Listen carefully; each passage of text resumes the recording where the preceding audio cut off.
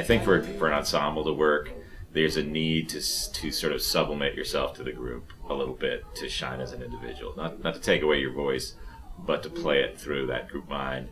And that's tough. It's tough to let go of ego, sort of park your ego by the door. And unfortunately, it's also brave because it's not always rewarded. People who are making shows good aren't always the ones getting the laughs. And even in a place that teaches that, we sometimes reward the brightest pennies rather than the smartest ones. Mm-hmm. And that's it's just the meat grinder nature of the beast.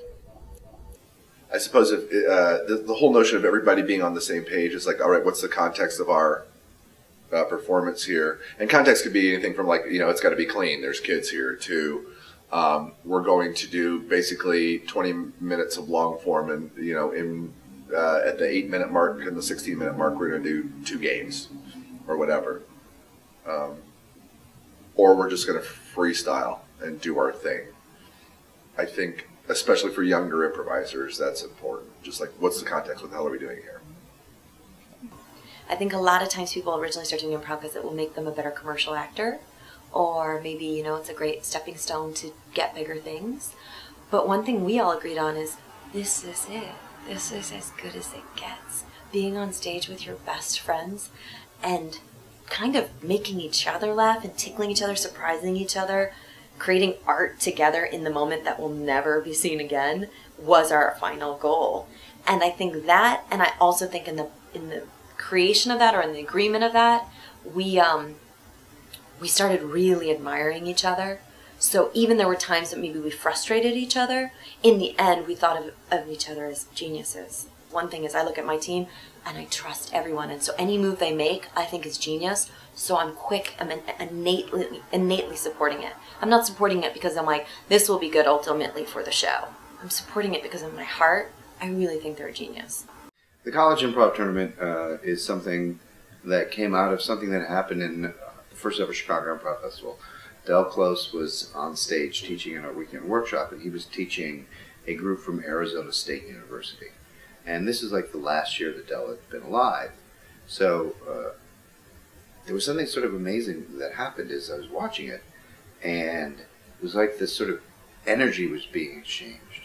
I mean, Del was old enough to be these college kids' grandfather, but there was just something really important being transferred, and it was more than just information. And a year or two later, I came up with the idea of there ought to be a college improv tournament or some sort of competition that we can do with them, because it's a way of getting the college kids together and still having possibly more kind of moments like what we did when I saw Del teaching that group. Welcome everybody to the 2010-2011 National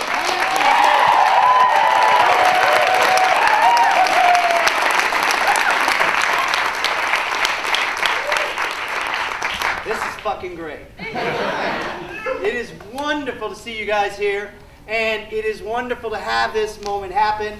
Isla hates when I start talking feelings. She's the assistant producer, and yet I feel like more the Martin DeMott side of me coming out more than Del Close right now. This is amazing to see all of you here. All of you have traveled hundreds, if not thousands of miles to participate in this. Look at the tech stuff. First off, relax. You've already won. There were 96 teams and now there's 12. You have nothing left to prove. Your only challenge is to play up to yourselves, not against anybody else. You've already won. 10 of you already have trophies. You know, with 13 judges and everybody being all so equally good, it is going to be so arbitrary. Part of the reason for having 13 judges is to try and balance out that arbitrariness. So, relax and celebrate this. All right, can we get house lights on? Because now we're going to give you the gift bags. Yay! Thank you for listening. Thank you for your help, everybody. I am going to be in charge of 5 in the morning. Sure, like that area. So we need to synchronize our watches. This is the Cosby Sweaters warm-up area within these 2 doors, and the area we're standing in right now. This is our warm-up area right here. From here to the door. When the door closes, from here to the door. Chilly. And then I don't know. That area is blocking. Huh? No, that's the third group. Computer science. That's their warm-up area. And then that in between those doors, that's the first group's warm-up area. Dang, can we jockey for this No, this not door the out. space? Let's find. What's up? No, it's just like it looks like it's warmer there. I was just showing you the warm-up area. Yeah. But I want to find like the green room, I guess, so we can leave shit. Yeah, can we? Let's go find out where the green. Let's go find out where the green room.